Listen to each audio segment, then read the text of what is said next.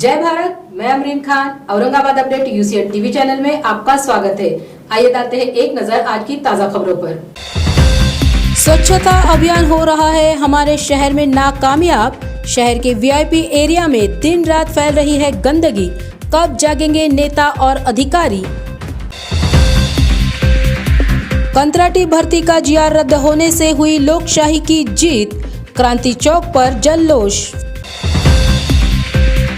वक्त पर पेमेंट ना मिलने के कारण सुरक्षा रक्षकों की बढ़ रही है आर्थिक समस्याएं।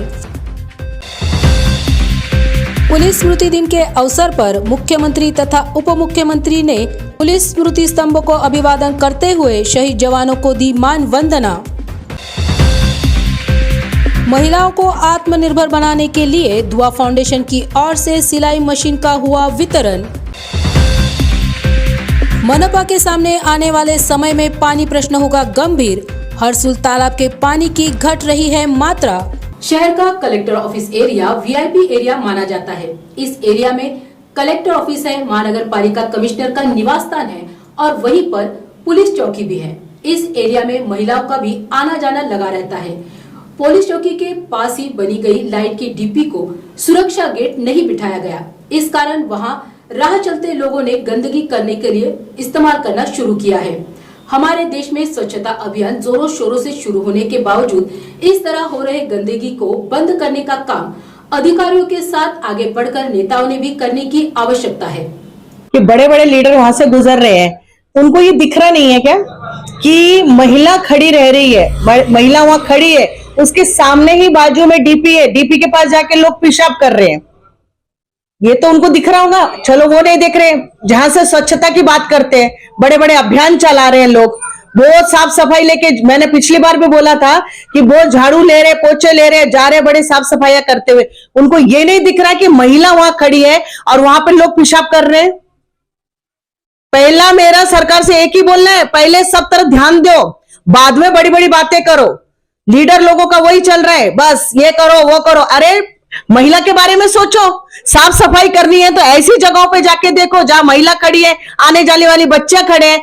कलेक्टर ऑफिस जहां हर कोई आता है, सबसे ज्यादा महिला दिखेंगी आपको वहां, और वहीं बाजू में पेशाब किया जा रहा है। ये किसी को दिख रहा नहीं है। बहुत बड़ी बड़ी बातें हो रही है, बहुत बड़े बड़े भाषण दिए जा रहे हैं, लेकिन ये चीज नहीं दिख रही किसी को कि वहां महिला जा रही है, आ रही जा रही है और वहां पेशाब किया जा रहा है। बड़ी बड़ी साफ सफाई की बातें छोड़ दो, पहले महिलाओं के बारे में सोचो। मैं बार बार महिलाओं के बारे में ही बोलती हूं क्योंकि वैसे भी महिला सुरक्षित नहीं है। मैंने बीच में भी बोला था, दिन दहाड़े लड़कियां गायब हो जा रही हैं, वो नहीं देखते। साफ सफाई झाड़ू लेके कर रहे हैं, सब ये कर रहे हैं। वहां जाके देखो पहले कलेक्टर ऑफिस में क्या हो रहा है। बड़े बातें करना बहुत आसान है, लेकिन स्वच्छता की तरफ ध्यान दो। ये कोई भी आ रहा है और वहां पेशाब कर रहा है, बहुत से लोगों ने देखा होगा, लेकिन अभी तक किसी ने नहीं बोला अरे उस तरफ ध्यान दो, उस तरफ बोलो, लोगों को बोलो जाके कि ये बंद करो। अगर किसी में हिम्मत नहीं, हमारी पूरी महिलाएं रोड पर उतरेंगी और इस बारे में बात करेंगी कि ये बंद होना चाहिए। सही देखा जाए तो इम्तियाज जलील साहब का ऑफिस बाजू में है, उन्हें नहीं दिख रही ये बात। उनके लोगों ने नहीं देखा क्या इस चीज को कि महिलाएं वहां से गुजर रही है और लोग वहां खड़े रह के पेशाब कर रहे हैं। जरूरी है, उनके लोगों ने भी ध्यान देना चाहिए। इम्तियाज जलील साहब को नहीं पता होगा तो वहां तक ये न्यूज जानी चाहिए कि यहां पे क्या हो रहा है। मैं कलेक्टर साहब से निवेदन करती हूं, हाथ जोड़ के विनती करती हूं कि महिला और जेंट्स के लिए शौचालय बनाएं। उससे ज्यादा मैं क्या बोलूंगी, बोलना तो बहुत कुछ चाहती हूं, लेकिन अभी फिलहाल मैं उनसे रिक्वेस्ट ही कर रही हूं कि कलेक्टर ऑफिस के बाजू में महिलाओं के लिए शौचालय और जेंट्स के लिए भी बनाया जाए। कंत्राटी भर्ती के जीआर को रद्द करने की घोषणा उप मुख्यमंत्री इन्होंने की। इस बात का जश्न मनाने के लिए एनएसयूआई कांग्रेस, युवक कांग्रेस, शिवसेना युवा आघाड़ी के एनएसयूआई के जिलाध्यक्ष मोहित जाधव, इन्हीं के साथ एनएसयूआई के दीक्षा पवार, शहर जिला युवक कांग्रेस अध्यक्ष सागर लांगरे और राष्ट्रवादी जिला शहर विद्यार्थी अध्यक्ष, युवक अध्यक्ष, इनके नेतृत्व में क्रांति चौक पर जल्लोष किया गया। इस मौके पर शिवसेना नेता आमदार अंबादास दानवे, महाविकास आघाड़ी के सभी युवक और विद्यार्थी पदाधिकारी उपस्थित थे।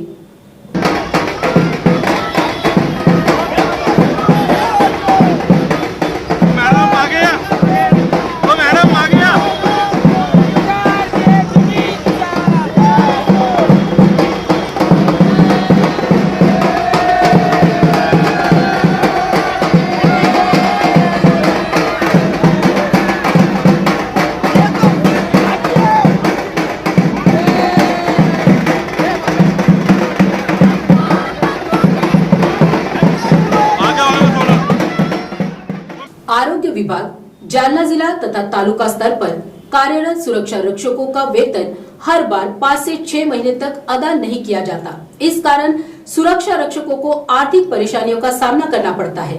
इस कारण सुरक्षा रक्षकों को हर महीने वेतन अदा करने का आदेश जारी करने की मांग का निवेदन महाराष्ट्र राज्य सुरक्षा रक्षक न्याय संगठन की ओर से डिविजनल कमिश्नर को दिया गया है। मांग पूरी न होने तक महाराष्ट्र राज्य सुरक्षा रक्षक न्याय संघटना डिविजनल कमिश्नर ऑफिस के सामने आमरण अनशन पर बैठे हैं। आम्ही मागील 5 वर्षापासून आरोग्य विभाग जालना येथे सुरक्षा रक्षक म्हणून इमाने इतबारे कर्तव्य बजावत असून आरोग्य विभाग जालनाने आमचे 5 वर्षामध्ये एकाही महिन्याच्या महिन्याला वेतन केलेले नसून सध्या स्थितीमध्ये आमचे 4 ते 5 महिन्याचे वेतन थकीत असून आम्ही त्यांना मागच्या 1 महिन्यापूर्वी आम्ही त्यांना 1 महिन्यापूर्वी निवेदन देऊन आमच्या वेतनाचा प्रश्न निकाली काढण्यासाठी विनंती केली होती, परंतु त्यांनी कुठलेही त्या आमच्या पत्राचा विचार न करता आमचा विषय हा त्यांनी सोडून दिला होता।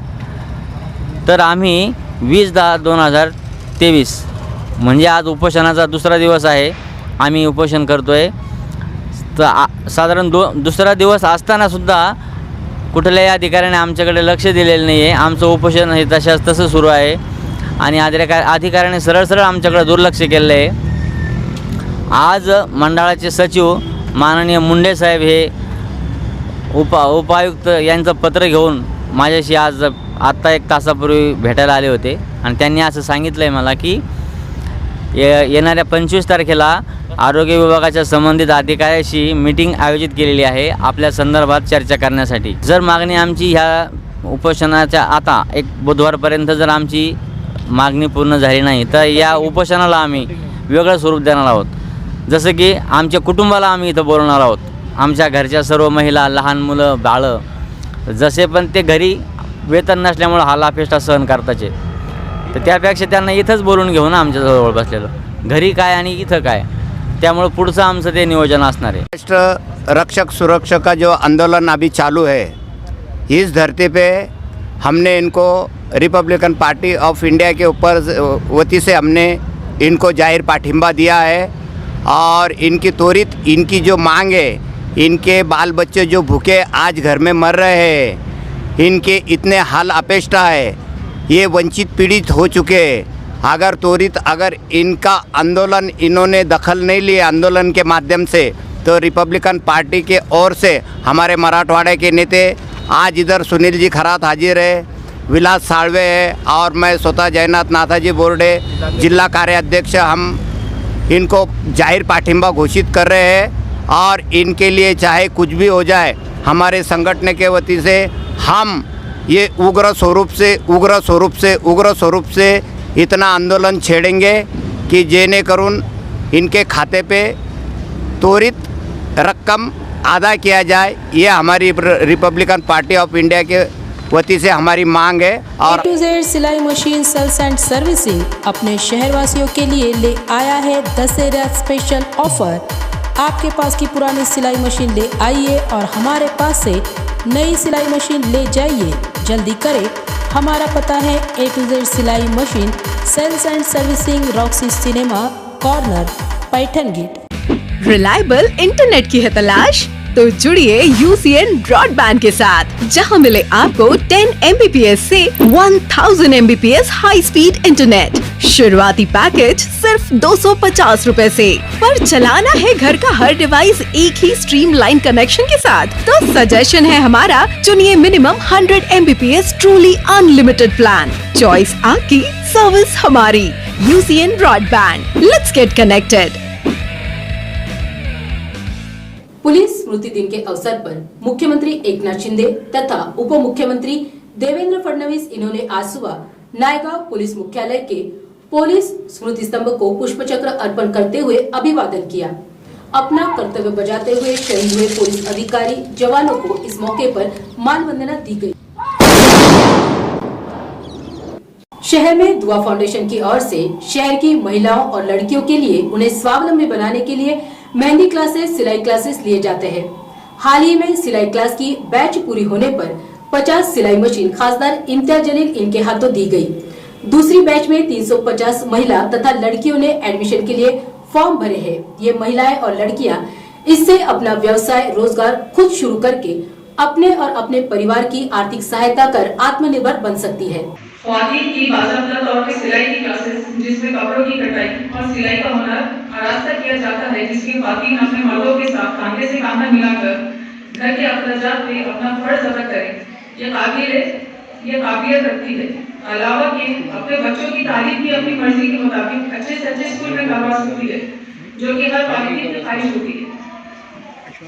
औरत पढ़ लिख जाए और कोई हुनर सीखकर अपने शौहर या अपने वालिद के बाजू को मजबूत करे तो घर में भी एक खुशगवार तब्दीली पैदा हो सकती है और खुद औरत का मकाम खानदान और माशरे की निगाह में बढ़ जाता है। काबिल मुबारक है हमारे एमपी और बढ़ती अजीज लीडर मोहतरम जनाब इम्तियाज जलील साहब और रूही फातिमा मैम, जो औरतों की एम्पावरमेंट की कोशिशों में लगे रहते हैं। साथ ही मैं दुआ फाउंडेशन की तमाम टीम को मुबारकबाद पेश करती हूँ कि उन्होंने लगन, मेहनत और कोशिशों से अब तक हजारों खातून को सेल्फ सफिशिएंट बनाया है। पिछले 8-9 साल से ये दुआ फाउंडेशन का काम बिलखुसूस खातून को हुनरमंद और सेल्फ डिपेंडेंट बनाने के काम न सिर्फ काबिल सताइश और तहसीन है, बल्कि हम सब के लिए एक एग्जाम्पल है। इस फाउंडेशन ने औरंगाबाद में जरूरतमंद खानदानों की गैरतमंद खातून, बेटियों और बहुओं को सेल्फ डिपेंडेंट बनाने में एक रोल मॉडल का किरदार अदा किया है। दुआ फाउंडेशन औरंगाबाद की जानिब से रखे गए सीलिंग मशीन डिस्ट्रीब्यूशन के इस प्रोग्राम में मुझे इनवाइट करने पर मैं मेंबर ऑफ पार्लियामेंट मोहतरम जनाब इम्तियाज जलील साहब और रूही फातिमा का शुक्रिया अदा करती हूँ कि उन्होंने मुझे SCST के इनवाइट किया। आखिर में मैं दुआ को कि दुआ फाउंडेशन औरंगाबाद में दिन दुगनी और रात चौगुनी तरक्की करे और माशरे की खुशहाली का सबब बने। आमीन। कार्य करते हुए देखकर और पहले हम देखते थे कि पहले के ज़माने से अब तक में औरतों के स्टेटस में कितना बदलाव आए हैं। और जैसे पहले माना जाता था कि औरतें सिर्फ घर का कामकाज और बच्चे संभालने के यही काम होता था, लेकिन आज हम देख रहे हैं कि दुनिया भर में हर फील्ड में औरतें हर फील्ड में आगे होकर हिस्सा ले रही हैं और कामयाब भी हो रही हैं। और ये सब कुछ मुमकिन हो पा रहा है कि टैलेंट और नॉलेज की वजह से, तालीम की वजह से। और हमारे लिए इतनी अच्छी बात है कि हमारे अपने शहर में दुआ फाउंडेशन के जरिए से हम ये हुनर सीख पा रहे हैं। और इसको मैं देख रही हूँ कि आप लोग सब यहाँ खड़े रहकर बोलना आसान है, लेकिन आप लोग जो इतने मुश्किल के साथ यहाँ आते हैं और कोर्सेज कंप्लीट करते हैं, तो इसको प्लीज़ आगे ज़ाया ना करें। इससे अच्छी आप इसको आगे बढ़ाएं और आप भी इसको कोई ज़रूरतमंद तक भी पहुँचाएं। हरसुल तालाब का पानी अब दिन ब दिन कम होता हुआ नजर आ रहा है। इस साल बारिश कम होने के कारण तालाब में पानी की मात्रा कम नजर आ रही है। सर्दियों के दिनों में भले ही हम पानी का उपयोग कम करते हैं, लेकिन गर्मियों के मौसम में पानी की आवश्यकता बढ़ जाती है। उस समय नागरिकों को पानी से जुड़ी समस्याओं का सामना करना पड़ सकता है। महानगर पालिका प्रशासन को भी पानी प्रश्न के लिए तैयार होने की आवश्यकता है। और इसी के साथ ये समाचार यहीं पर समाप्त होते हैं। कल फिर मिलते हैं, तब तक के लिए देखते रहिए Aurangabad update UCN TV channel.